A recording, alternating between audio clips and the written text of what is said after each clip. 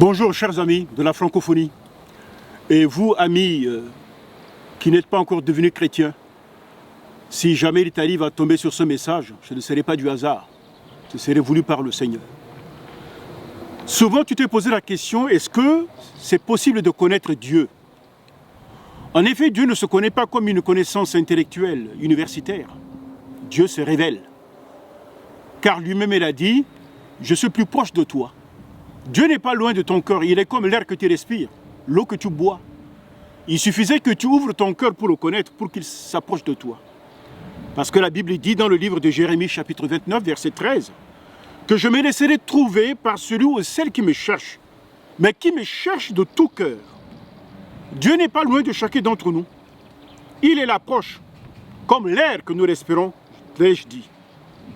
Contrairement à l'homme, l'espace et le temps ne sont pas des barrières pour lui. Il ne peut pas le contenir, l'espace et les barrières. Dieu est en dehors du temps. Il est intemporel. Il est éternel. C'est pour cela qu'il a envoyé Jésus son Fils pour venir te chercher dans le temps qui sera détruit pour t'amener dans l'éternité. Mais c'est à toi de t'approcher de lui.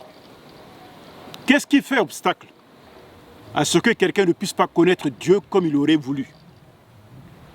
Ce sont nos péchés. Et le péché, nous aurons l'occasion de les développer dans les prochaines capsules. Il a 7 faces. Le péché signifie manquer le but.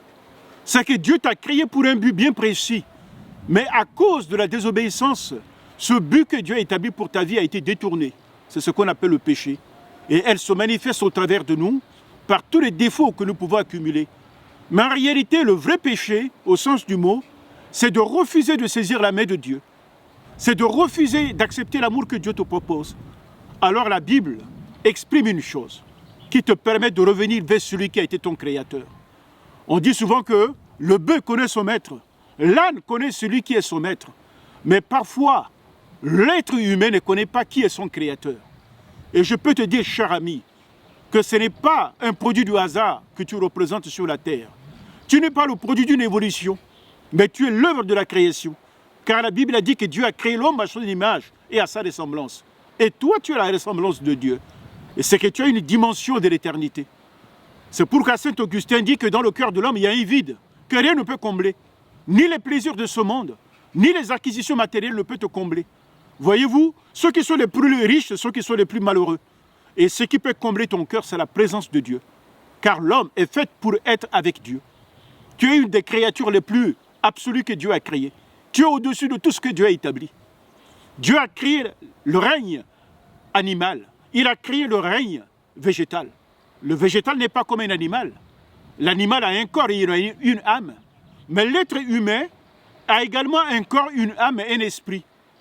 Et tu es fait pour vivre avec Dieu. Et c'est pour cela que le Seigneur t'interpelle. Mais répands-toi de tes péchés. Se repentir signifie faire un demi-tour sur soi-même. Changer de mentalité. Et tu ne peux pas le faire spontanément, par toi-même. Il faut venir à Dieu. Et c'est Dieu qui te changera. Oui, mon cher ami, Dieu peut se connaître. Si tu viens de tout ton cœur, si tu exprimes que tu as besoin de lui, et Dieu viendra vers toi. Car lui, il est saint. Il n'aime pas ce qui est souillé. C'est pour qu'il est nécessaire pour toi de demander pardon pour tes péchés à Jésus, qui se fera le plaisir de te pardonner. Oui, tu es un être humain séparé de Dieu. Mais tu peux revenir à ton Créateur, à ton Dieu. Alors la Bible a dit que si tu confesses tes péchés, c'est-à-dire le dire de ta bouche, Dieu, qui est très bon, il est fidèle, il est juste pour te pardonner et de te purifier de tout péché, ce qu'on appelle iniquité. Alors mon cher ami, tu peux revenir dans la règne de celui qui est ton Créateur. Dieu, il t'aime, il te tend la main et il va définir une vie avec toi. Veux-tu écrire la page de ta vie désormais? Pas par toi, mais cette fois-ci avec Dieu, tu verras la différence. Avec Dieu, il y a toujours une différence. Soyez bénis pour ce message et que le Seigneur vous aide à prendre un bon départ, un redépart dans la bonne direction. Soyez bénis au nom de Jésus-Christ. C'était votre ami Samuel Cabot sur les traces de Christ depuis le Mont Bouquet, Cévennes.